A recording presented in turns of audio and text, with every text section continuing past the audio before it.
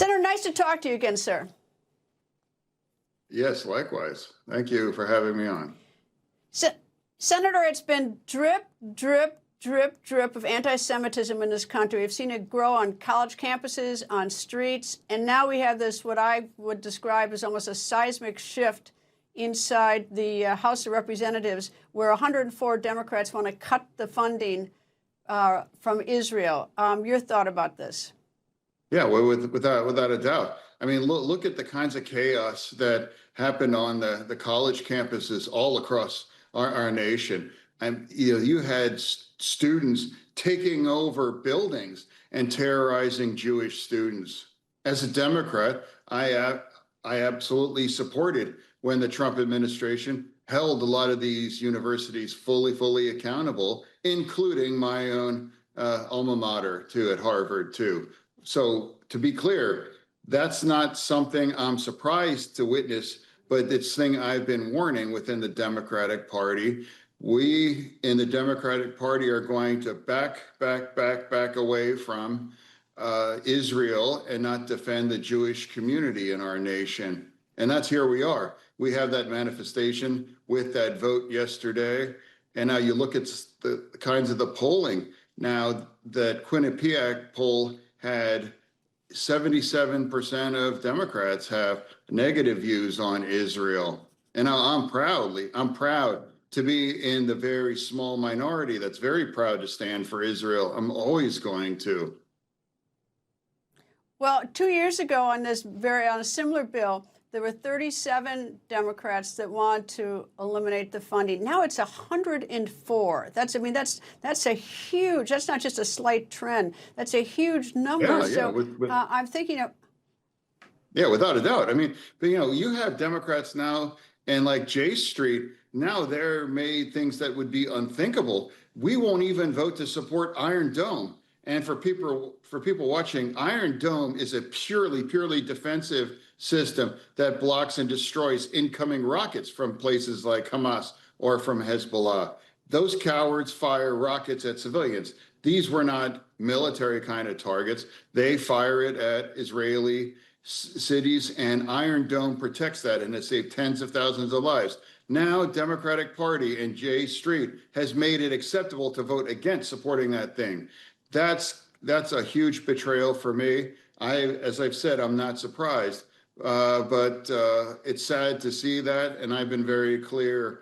This will be the vote, and this voice will remain firmly on the side of Israel and call it out on my side. And you have many Democrats now are campaigning with trash like Hassan Piker. Hassan Piker, he's proud to stand with Hamas. He described Hamas 1,000% better than Israel. And we have Democrats that are campaigning with these people. Now, if you're willing to openly engage with people that are pro for Hamas, that's a testament to how things continue to slide within my party.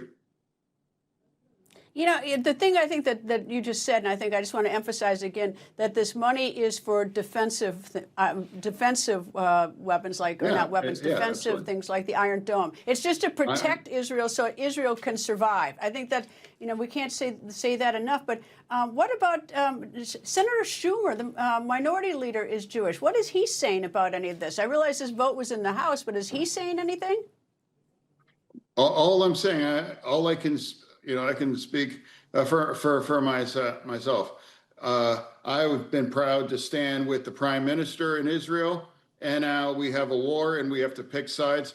If I'm going to criticize anyone 100% time, I'm only going to criticize and call out Hamas, Hezbollah, and especially Iron too. I thought it was a great thing that the Trump administration decided to bomb and to destroy the nuclear facilities in Iran last year. And now I've been the only Democrat to vote against the War Powers Amendment, because I think Democrats, we've all used to say, we can't ever allow Iran to build a nuclear bomb. And that's why I continue to support this idea. We can't abandon the nuclear dust. That's the one thing why I've only supported that. That makes Israel more secure and makes our entire region more secure. Now, if Iran became a nuclear power, you can even imagine how expensive gas could be. they could charge anything that they want at the Strait if they were a nuclear power. Nuclear weapons would make them untouchable. Thankfully, right now, the Trump administration continues to pummel them into submission. How do we reverse this trend? Because as I started this interview, I pointed out how everything is drip, drip, drip, and now we're taking this huge leap within the Democratic members of the House of Representatives, 104 of them. How do we stop that? How do we arrest this trend? You know, it won't stop. It's, in fact, if anything, it's going to accelerate.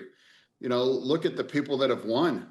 You know, they've anti-Israel, anti-American, anti-Western civilization overall. Yeah, hey, right there on your screen. You know, look at some of the crazy thing that she said. You know, she's the person that she would wipe her mouth with the American flag. So yeah, here's more like socialism. Socialism, it's one of those, you know, they say bad ideas refuse to die. And here we're back now. And on another network, I'd say a couple months ago, I said our party's going to become an orgy of socialism. And now that's we're arriving at that. But it's stunning, and and not enough attention is being paid for this, because this has got to stop, this growing anti-Semitism in this country. Anyway, Senator, thank you very much for joining me. Information. Truth is freedom. Is Newsmax. It's real news for real people.